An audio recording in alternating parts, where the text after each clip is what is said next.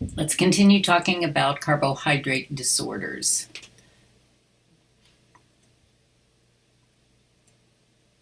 I want to review some of the information on insulin resistance. I want to remind you that someone with insulin resistance can have normal blood glucose levels, but high blood insulin levels. Those are two different things.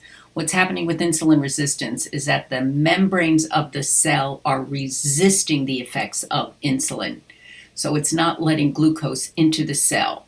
So the pancreas has to pump out more insulin just to maintain blood sugars and to maintain normal blood sugars. And eventually over time, what happens is insulin production begins to slow down and blood glucose levels slowly begin to rise. How long does this take? It could be years that a person has normal blood glucose levels but high insulin levels.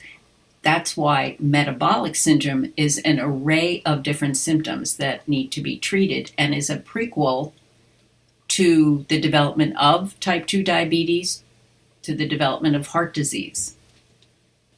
I used to think that there was no such thing as prediabetes. It was like being a little pregnant.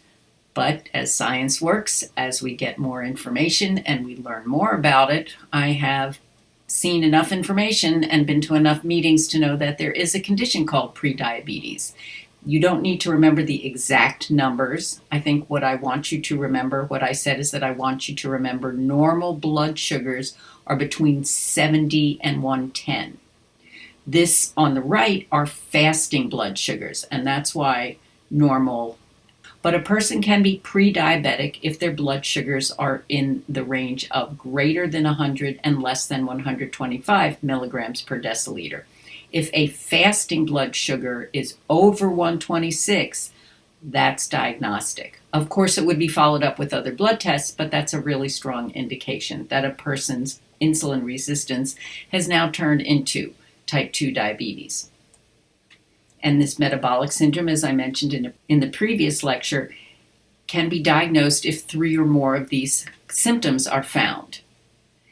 The thing is that each one of these can be treated differently. So it is possible to slow down the rate at which a person may be on that road to developing illness, and maybe even be reversed. I'm not quite ready to say reversed. I'm ready to say controlled. If these numbers are all under control, the person no longer has metabolic syndrome.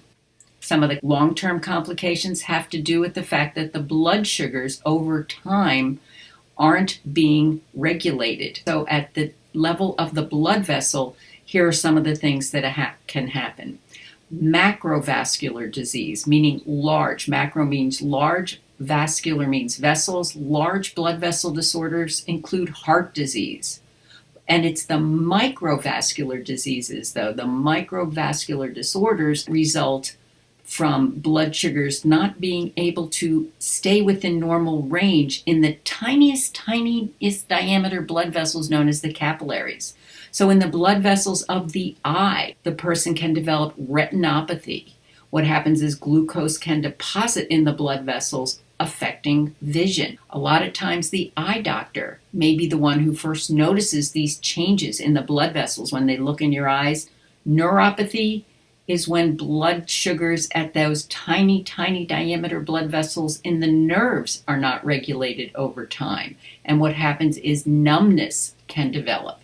I'll talk about in class what I used to say to a diabetes group when I would meet with them at the Chelmsford Health Center. If I forget, please remind me. But it was called Sweet Talk on Managing Your Diabetes. Nephropathy is kidney disease, when these tiny diameter blood vessels in the kidneys are not being regulated. Blood sugars affect the kidneys. So kidney disease, nerve damage, and eye damage, along with heart disease and stroke, are long-term complications of poorly controlled diabetes.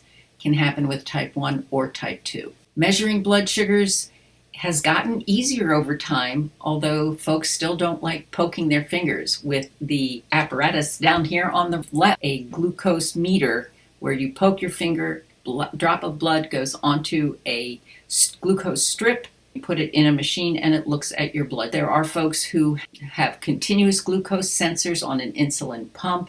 If you have insurance and support, this can work very well for folks. Do you know anybody with type 1 diabetes who is measuring their blood sugars in this way? I'd like to hear about it. After talking about diabetes, let's just talk a little bit more about what glucose is.